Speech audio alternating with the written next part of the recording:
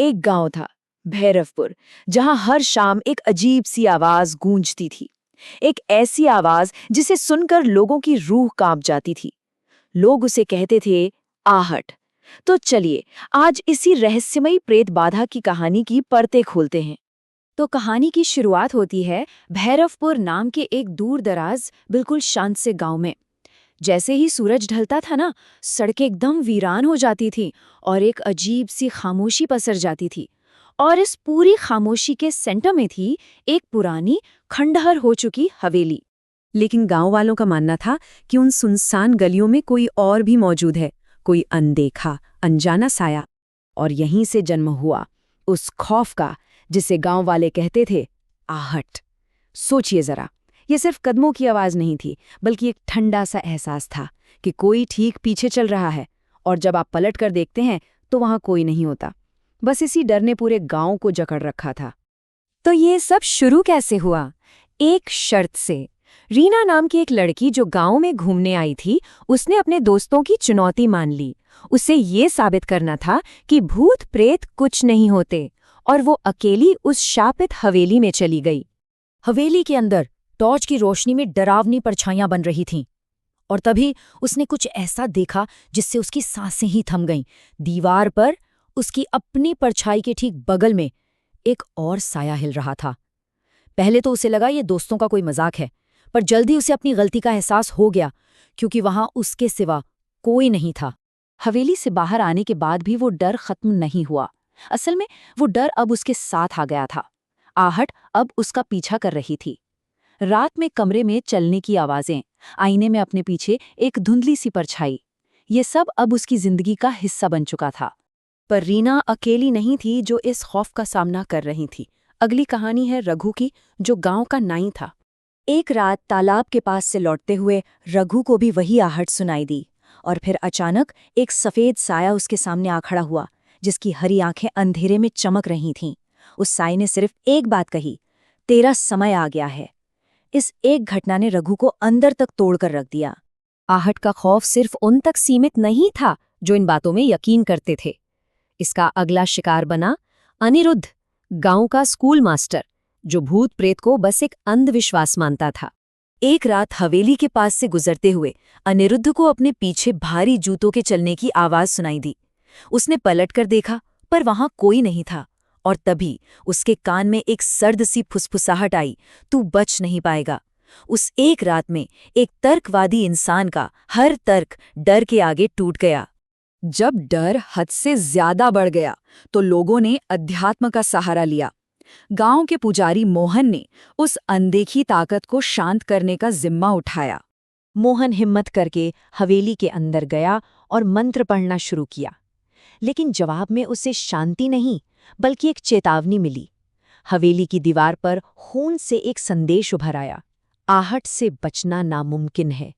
ये उस शक्ति का सीधा जवाब था, और ये बहुत डरावना था। तो एक पैटर्न बिल्कुल साफ नजर आ रहा था। रीना से लेकर रघु, अनिरुद्ध और न जाने कितने ही और लोग, सबने अलग अलग तरीकों से उस खौफ का सामना किया था। लेकिन हर कहानी का सेंटर पॉइंट एक ही था, एक अनदेखी मौजूदगी और कदमों की वो कभी न रुकने वाली आहट। इस बढ़ते हुए डर ने आखिरकार कुछ लोगों को एक साथ ला खड़ा किया। रीना, जिसका डर अब सच्चाई जानने की जिद में बदल चुका था। अनिरुद्ध, जो अब संशयवादी नहीं रहा था, और मामले की जांच कर रहे एक practical police officer DCP Arvind. इन तीनों ने मिलकर इस रहस्य की जड़ तक पहुंचने का फैसला किया।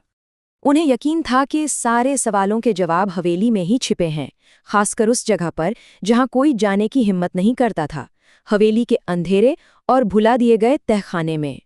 जंग लगे दरवाजे को खोलकर जब वे सीलन घरे तहखाने में उतरे, तो उनका सामना एक और खौफनाक संदेश से हुआ। खून से दीवार पर साफ साफ लिखा था कि आहट कोई साधारण भूत नहीं, बल्कि एक श्राप है, और इसे सुनने वाले का अंत निश्चित है। और तभी उस संदेश का लेखक खुद सामने आ गया। एक धुंधले से साये ने ललिता का रूप लिया, हवेली की मालकिन का। उसने बताया कि कैसे 100 साल पहले उसके ही पति ने उसे इसी तहखाने में जिंदा दफन कर दिया था। उसकी आखिरी चीखें और कदमों की छटपटाहट ही वो आहट बन गईं। उसके दर्द की एक कभी न खत्म होने वाली गूंज, एक श्राप। जैसे ही ललिता की कहानी खत्म हुई, पूरा तहखाना कांपने लगा, छत से मिट्टी गिरने लगी।